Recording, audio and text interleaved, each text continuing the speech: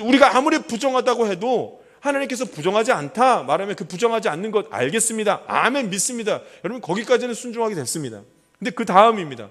그런데 부정한 것과 부정하지 않는 것이 내 삶 속에서는 또 뭡니까? 구체적으로는 무슨 뜻입니까? 이렇게 묻는 겁니다.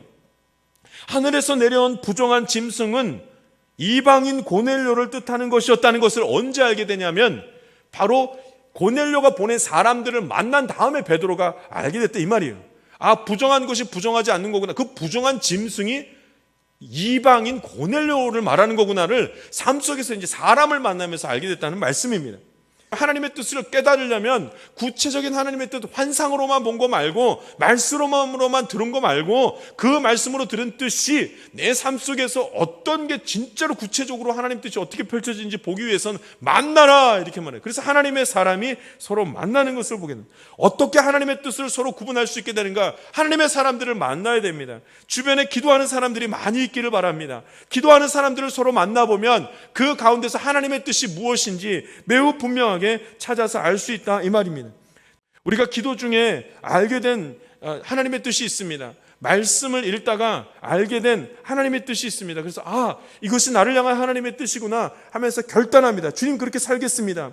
그런데 여러분 놀랍게도 기도 중에 하나님의 뜻을 알게 되고 말씀 가운데 하나님의 뜻을 알게 되었는데 조금 있다가 그게 흔들립니다. 이게 하나님의 뜻이었나? 내가 지금 바로 가고 있는 것일까? 그렇게 강력하게 아멘으로 화답했음에도 불구하고 기도 중에 응답받은 것과 말씀 중에 정확하게 응답받은 것이 흔들릴 때가 있습니다. 의심되고 두려워할 때가 있습니다. 심히 불안할 때가 있습니다. 왜냐하면 지금 내가 처한 환경을 보니까 너무 이해하기도 어렵고 판단하기도 어려워서 그렇게 흔들리게 됩니다. 그럼 여러분 그때 무엇을 해야 되는 줄 아십니까? 하나님의 사람을 만나야 됩니다. 하나님의 사람을 만나고 거룩한 영이 임한 사람들을 서로 만나야 됩니다. 그럼 의심이 그치고 두려움이 그치고 불안함이 끊어지는 것을 경험하게 되는 것입니다. 이런 영적인 만남 가운데 갖게 되는 그 축복을 누리기 위해서는 한 가지 극복해야 될 것이 있습니다. 반드시 넘어가야 될 것이 있습니다. 그건 뭐냐면 사람의 외모가 아니라 사람의 중심을 보아야 한다는 말씀이 그 안에 있는 것입니다. 서로 다르다는 겁니다. 서로 다릅니다. 낯설고 다르고 그 모르는 그 상황에 대한 어려움이 있습니다. 근데 이것을 넘어서야지만 그 문턱을 넘어서야지만 영적인 교제가 일어나고 만남이 있고 그 가운데에 하나님 주시는 축복이 있다는 말씀을 오늘 하는 것입니다.